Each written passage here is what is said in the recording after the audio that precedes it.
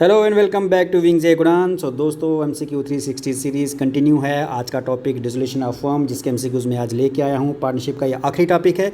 इसके बाद बचे हुए टॉपिक्स पे हम MCQs करेंगे। और एक इंपॉर्टेंट चीज़ आपके साथ और शेयर कर दूँ कि कल से हमारी जो ऐप है विंग्स ए कुरान की, आप प्ले स्टोर से डाउनलोड कर सकते हो। जिन्होंने डाउनलोड नहीं की, उस पर डेली आपको 10 MCQs अकाउंटेंसी के और इतने ही MCQs आपको करंट अफेयर के मिलेंगे फॉर प्रैक्टिस के लिए। और अगर आपका एग्ज़ाम अगले 3 महीने में नहीं होता तो आपके अराउंड 900 MCQs अकाउंटेंसी के और 900 MCQs ही करंट अफेयर के आपको प्रैक्टिस टेस्ट के लिए मिल जाएंगे, जो कि मोर देन एनफ है। आपकी इससे काफ़ी हेल्प हो जाएगी आने वाले एग्ज़ाम के लिए। तो वो टेस्ट आप ज़रूर दें, फ्री ऑफ कॉस्ट है। जस्ट आपको विंग्स ए कुरान की ऐप डाउनलोड करनी है, उसमें आपको वो टेस्ट मिल जाएगा। तो चलिए दोस्तों, आज के MCQ शुरू करते हैं। First MCQ is dissolution of partnership firm is called. Dissolution of partnership firm होती है जब ऑप्शंस आर। देखो दोस्तों, मैं ऑप्शन पढ़ने से पहले आपको सीधे बता देता हूँ। डिसोल्यूशन ऑफ पार्टनरशिप फर्म का मतलब होता है पार्टनरशिप का क्लोज हो जाना, बिजनेस का बंद हो जाना। जब हम बिजनेस को क्लोज कर देते हैं बिकॉज ऑफ एनी रीज़न, उसको कहते हैं डिसोल्यूशन ऑफ पार्टनरशिप फर्म।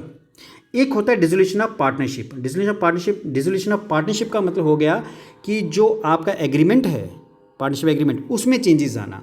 लेकिन डिसोल्यूशन ऑफ पार्टनरशिप फर्म का मतलब हो गया कि बिजनेस का क्लोज हो जाना। सो अब ऑप्शंस पढ़ते हैं। A, the dissolution of partnership between all the partners of a firm. तो डिसोल्यूशन ऑफ पार्टनरशिप फर्म की बात हो रही है। सभी पार्टनर्स, जो फर्म के पार्टनर्स हैं, डिसॉल्व हो जाना, फर्म का पार्टनरशिप का बंद हो जाना, पार्टनरशिप फर्म का बंद हो जाना, that is called dissolution of partnership firm. बी कहते हैं dissolution of partnership relation between the partners. Partnership relations का डिसॉल्व होना।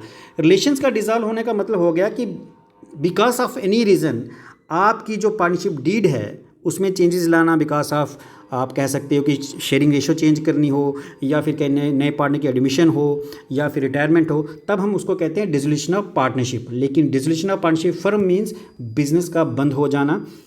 अच्छा, सी ऑप्शन देख लेते हैं। The assets of the firm are not distributed, और D none of the above. तो डिसोल्यूशन ऑफ पार्टनरशिप फर्म का मतलब कि बिजनेस का, पार्टनरशिप फर्म का डिसॉल्व हो जाना। और इस केस में जो हमारा आंसर रहेगा वो ये रहेगा। थोड़ा सा इसमें चेंजेस कर दूं, डिसोल्यूशन ऑफ पार्टनरशिप फर्म भी आपको वर्ड जोड़ना। सिर्फ पार्टनरशिप का मतलब होगा कि change in the existing relationship, या जो आपकी डीड है उसमें चेंजेस लाना और एक नई डीड बनना। चलिए दोस्तों, नेक्स्ट पे मूव करते हैं। Next MCQ is the dissolution of firm में बी। डिसोल्यूशन ऑफ फर्म होती है, ऑप्शन क्या है, without the interfere of court, court की इंटरफेरेंस के बिना, by the order of the court, court के ऑर्डर के साथ, या without the interference of court and by the order of the court in both condition, यानी दोनों कंडीशन में। और D, not in any condition of the above. देखिए दोस्तों, डिसोल्यूशन ऑफ फर्म जो है वो कोर्ट के ऑर्डर से भी हो सकती है और बिना कोर्ट के ऑर्डर के भी हो सकती है। सो आंसर इज सी, यानी without the interference of court, court के इंटरफेरेंस के बिना भी, and by the order of the court, और कोर्ट के ऑर्डर के बिना पर भी फर्म डिसॉल्व हो सकती है। चलिए दोस्तों, नेक्स्ट पे मूव करते हैं। Next is at the time of dissolution of firm their realisation expense are debited. कहता है जब फर्म डिसॉल्व होती है तो रिलेशन एक्सपेंस डेबिट किए जाते हैं। ऑप्शंस आर, कहाँ डेबिट किए जाते हैं? A, in profit loss account, B, in profit loss appropriation account, C, in expense account, D, in relation account. दोस्तों, जब भी फर्म डिसॉल्व होती है तो ना तो हम प्रॉफिट लॉस अकाउंट बनाते हैं, ना ही हम प्रॉफिट लॉस एप्रोप्रिएशन अकाउंट बनाते हैं, ना ही कोई एक्सपेंस अकाउंट बनाते हैं। हम सीधा क्या बनाते हैं?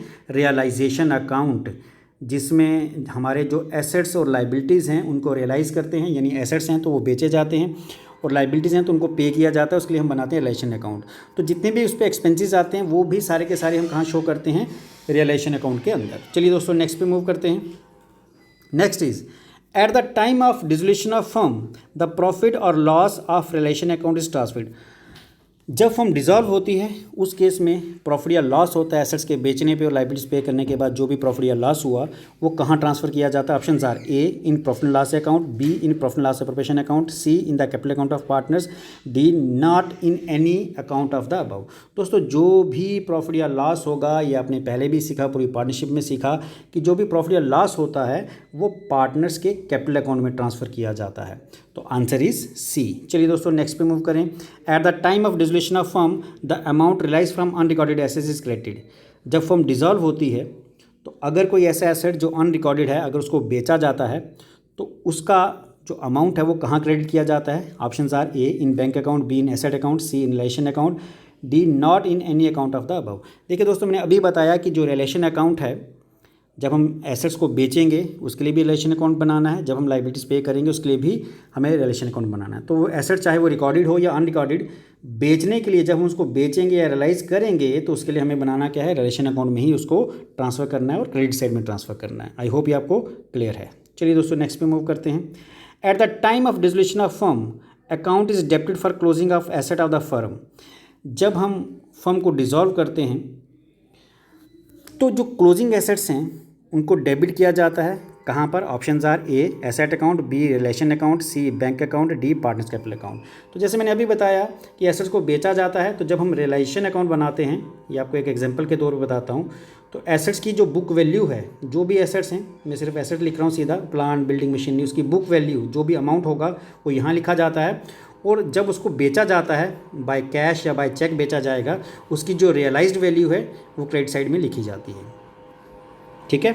और लाइबिलिटीज़ का भी उल्टा है, लाइबिलिटीज़ जो है जो हमें पे करनी है वो इस तरफ लिखी जाती हैं, जितनी लाइबिलिटीज़ हैं बैलेंस शीट से ली जाती है, और जितनी पे की उसमें से जो पे की वो इस तरफ लिखी जाती है, टू बैंक या टू कैश। तो इस तरह से बनता है, ये मैंने पहले भी समझाया हुआ है। तो यहाँ क्वेश्चन क्या था? यहाँ क्वेश्चन ये था कि at the time of dissolution of firm account is debited for closing assets of the firm. As जो फर्म के क्लोजिंग एसेट्स हैं उनको डेबिट किया जाता है कहाँ पर? अभी बता दिया, रिलेशन अकाउंट में। चलिए दोस्तों नेक्स्ट पे मूव करते हैं। Seventh is under which circumstances partnership is to be dissolve. किन सर्कमस्टांसिस में पार्टनरशिप डिसॉल्व होती है? यहाँ पर वर्ड पार्टनरशिप लिखा गया है, पार्टनरशिप फर्म नहीं लिखा गया। पार्टनरशिप डिसॉल्व होने का मतलब आपकी जो एग्रीमेंट है या आपकी जो टर्म्स एंड कंडीशंस हैं उसमें चेंजेस आना, उसको कहते हैं पार्टनरशिप का डिसॉल्व होना। ठीक है। तो किन कंडीशन में होती है? On the admission of new partner, be in case of change in profit sharing ratio, on completion of firm venture, all of the above. तो इन सब केसेस में पार्टनरशिप जो है डिसॉल्व होती है।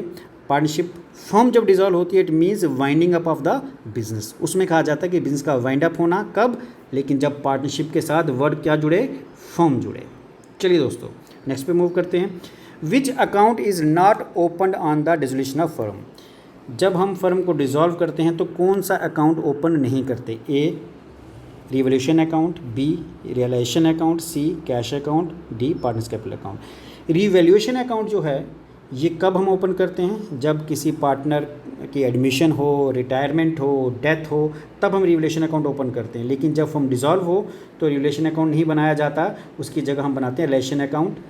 तो रिवैल्यूएशन अकाउंट ओपन नहीं किया जाता डिसोल्यूशन के समय। क्या ओपन किया जाता है? रिलेशन अकाउंट भी बनाते हैं, कैश अकाउंट भी बनाया जाता है और पार्टनर्स कैपिटल अकाउंट भी बनाया जाता है। बाकी के तीनों अकाउंट्स डिसोल्यूशन ऑफ फर्म के समय बनाए जाते हैं, सिर्फ रिवोल्यूशन अकाउंट को छोड़कर। ये कब बनाया जाता है ये भी याद रखो, एमसीक्यू इस पर भी पूछा जा सकता है in case of admission, retirement and death के केस में। चलिए दोस्तों नेक्स्ट पे मूव करते हैं। On the dissolution of firm assets are transfer to relation account at there. जब फर्म डिसॉल्व होती है तो एसेट्स रिलेशन अकाउंट में ट्रांसफ़र किए जाते हैं, किस वैल्यू पे? तो अभी मैंने जैसे बताया था कि ये रिलेशन अकाउंट है, ठीक है, शॉर्ट में लिख रहा हूँ। एसेट यहाँ पे ट्रांसफ़र किए जाते हैं बुक वैल्यू पे। किस वैल्यू पे?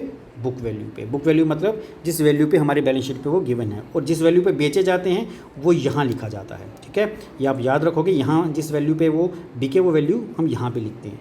तो किस वैल्यू पे ट्रांसफ़र किए जाते हैं? बुक वैल्यू पे। चलिए दोस्तों नेक्स्ट पे मूव करते हैं। Which of the following account are not transfer to relation account in case of dissolution of firm.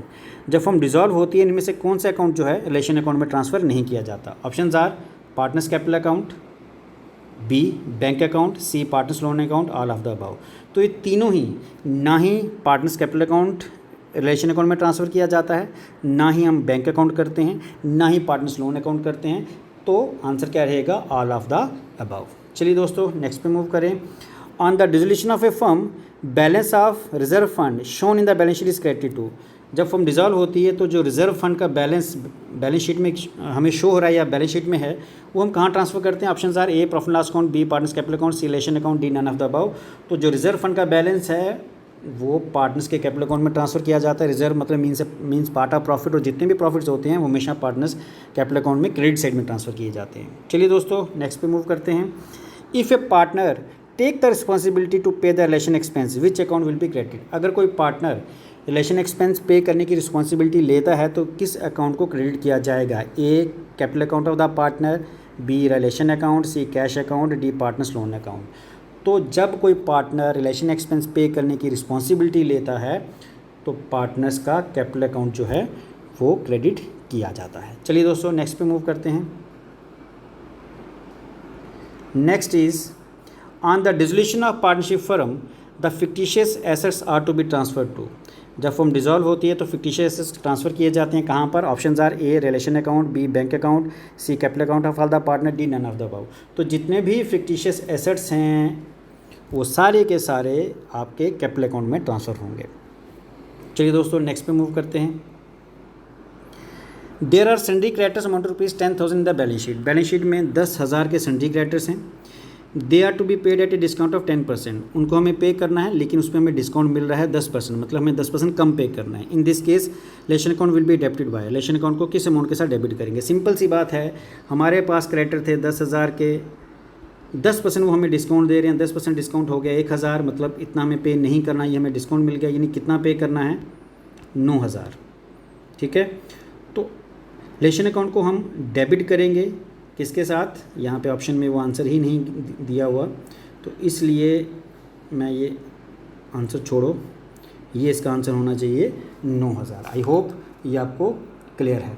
ठीक है, तो ये थर्ड मिटा दो, तो इसका सी आंसर होगा, ये गलती से 39 लिख दिया हुआ है। आई होप आपको ये क्लियर है, तो इसका आंसर रहेगा 9,000। चलिए दोस्तों नेक्स्ट पे मूव करते हैं। There was an unrecorded asset valued ₹40,000। एक अनरिकॉर्डेड एसेट है 40,000 का। अनरिकॉर्डेड एसेट मतलब जिसका बैलेंस शीट में कोई रिकॉर्ड नहीं है। On the dissolution of the firm it was sold at 60%। जब फर्म डिसॉल्व हुई तो इसको 60% में बेचा गया, यानी 60% प्राइस पे बेचा गया। Realisation account will be credited with. Realisation account को हम किस वैल्यू से क्रेडिट करेंगे? तो दोस्तों 40,000 का एसेट है अनरिकॉर्डेड एसेट, उसको अगर हमने 60% पे बेचा यानी हमें उसका 60% मिल रहा है, इट मीन्स कितना मिल रहा है? 24,000।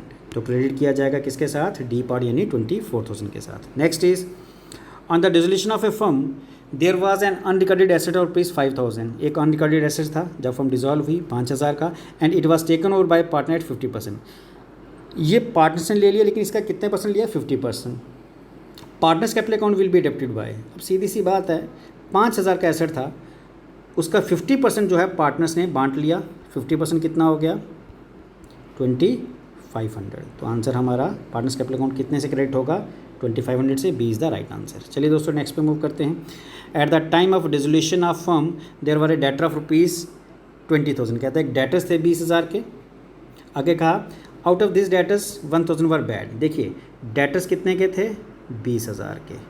इसमें से बैड डेट्स यानी वो पैसा, BD लिख रहा हूँ, ठीक है, शॉर्ट फॉर्म में BD बैड डेट्स, इसमें 1,000 के बैड डेट्स हो गए। इसका मतलब बाकी कितना बचा? 19,000। और कहता अब इसका 80% मिलेगा, तो 19,000 का जो बचे हुए डेटर्स हैं 19,000 उसका हमें 80% मिलेगा। तो 80% अगर आप इसका कैलकुलेट करोगे वो आएगा 15,200 यानी 15,200। तो कैश अकाउंट हमारा जो है वो डेबिट हो जाएगा 15,200 से। आई होप ये भी क्लियर है आपको। Next is at the time of transferring the assets to relation account which account is not to be transfer. जब हम एसेट्स ट्रांसफ़र करते हैं रिलेशन अकाउंट में, किस अकाउंट को रिलेशन अकाउंट में ट्रांसफ़र नहीं किया जाता? बिल्डिंग अकाउंट को भी किया जाता है, गुडविल अकाउंट को भी किया जाता है, डेट अकाउंट को भी किया जाता है। किसको नहीं किया जाता? बैंक अकाउंट को, क्योंकि हमें जब फर्म डिसॉल्व होती है तो एसेट्स को रियलाइज़ करना यानी बेचना है। तो बैंक अकाउंट तो वो हमारा पैसा जो हमारे बैंक में पड़ा है तो इसको ट्रांसफ़र करने की ज़रूरत नहीं है, क्योंकि ये तो हार्ड कैश है, ये तो नहीं बेचा जाएगा ना। तो बैंक अकाउंट जो है वो रिलेशन अकाउंट में ट्रांसफ़र नहीं किया जाता। चलिए दोस्तों ये थे आज के MCQs। अब बाकी बचे हुए टॉपिक्स पे MCQ आपके पास आते रहेंगे, प्रैक्टिस करिए। और जैसे मैंने कहा कि जो विंग्स कुरान की ऐप है वो डाउनलोड करो, उसमें आपको रोज़ अकाउंटेंसी के और करंट अफेयर्स के 10-10 टेस्ट फ्री ऑफ कॉस्ट मिलेंगे। वो टेस्ट आप ज़रूर दो ताकि आपके एग्ज़ाम तक अच्छी प्रिपरेशन हो जाए। थैंक यू दोस्तों, थैंक यू वेरी मच।